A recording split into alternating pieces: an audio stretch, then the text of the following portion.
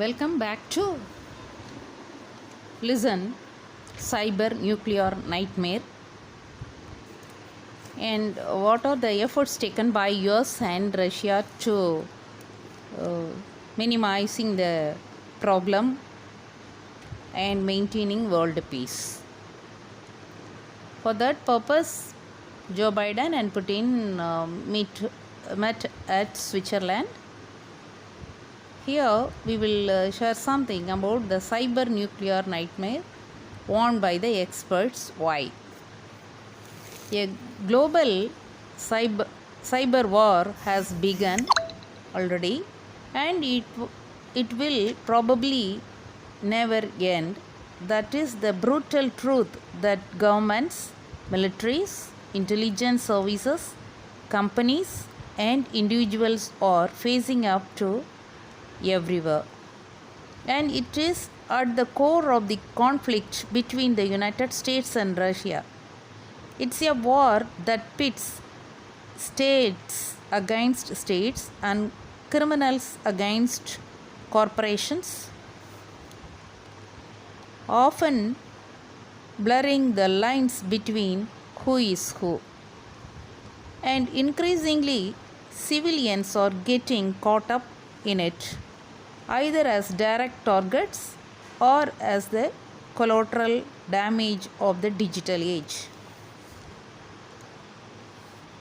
The Allies signed off on a new comprehensive cyber defense policy, affirming that if serious enough, yes, cyber attack could lead to the invocation of NATO's core Article 5, that an attack on one member is considered an attack on all.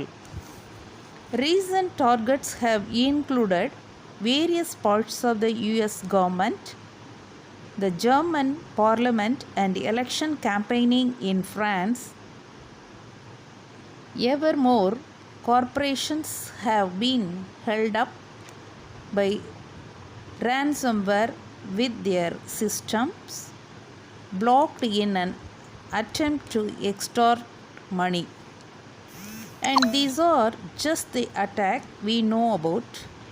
One of the most serious intrusions in recent years hit Ukraine's electricity grid, cutting power to more than 22 lakhs people in the winter of 2015. It showed how cyber attacks could bring societies to their knees. Given Washington blamed the Russian government, with the US even singling out a member of the GRU military intelligence agency in late 2020. These were the first reported destructive malware attacks against the control systems of civilian critical infrastructure, said John Demers, the US Assistant Attorney General at the time, announcing the charges. No country has weaponized its cyber capabilities as maliciously and irresponsibly as Russia. Cyber attacks on civilian infrastructure have triggered broad public concern and debate on how to protect against them.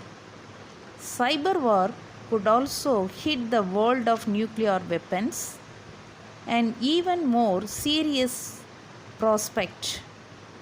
And only a small group of experts have been speaking out about this risk. This is an issue that is enormously important and exceptionally difficult to discuss, said James Action, the coordinator of the Nuclear Policy Program at the Carnegie Endowment for International Peace in Washington, because it is so heavily classified. Action's concern center on cyber intrusions, not against nuclear weapons themselves. but the command and control systems surrounding them. Nuclear systems, nuclear command and control is everything apart from the physical weapons themselves that are needed to make those weapons work, he explained. This is perhaps the most sensitive infrastructure in the world. It is so sensitive that the US explicitly said in its latest nuclear posture review that if it comes under attack, it could respond with a nuclear strike. What makes this situation even more unstable is that many of America's command and control facilities are no longer just serving nuclear weapons, they are involved in conventional systems too. Actions call this phenomena entanglement. The lack of trust between the major powers remains a fundamental problem. When there is lack of trust, you tend to attribute all kinds of intentions to the other party. Amandeep Singh Gill, a veteran of efforts to curtail autonomous weapons at the United Nations in Geneva, told TW, today in the cyber realm, verification is not possible. There is nothing to count. So, as the world sinks deeper into the cyber war era, finding anything approaching trust between the major powers might be the biggest challenge of all.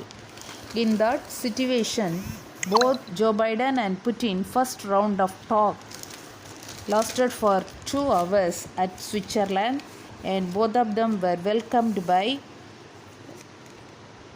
Swiss President Guy Parmelin, who welcomed both for the summit. Joe Biden appeared to suggest that he can take the Russian leader as his word, nodding his head when asked by a reporter if Putin can be trusted. The White House later sent out a tweet insisting that the president was very clearly not responding to any one question but nodding in acknowledgement to the press generally. Anyhow, both the leaders met peacefully at Switzerland with stern expressions and polite words before the cameras. President Joe Biden and Russian Vladimir Putin plunged into hours of face-to-face talk on 16th June 2021. A lush lakeside Swiss mansion, a highly anticipated summit at a time when both leaders agree that relations between their countries are at all-time low. Two great powers expressed by Joe Biden. He called this summit as Joe Biden called it a discussion between two great powers and said it was always better to meet face to face.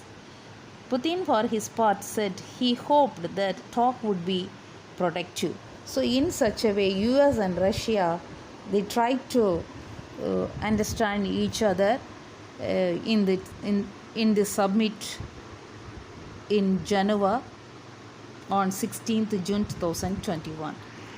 We will expect the positive activities of these two leaders on behalf of two great powers in the world to avoid third world war and put an end to the cyber war between the nations and promote world peace forever.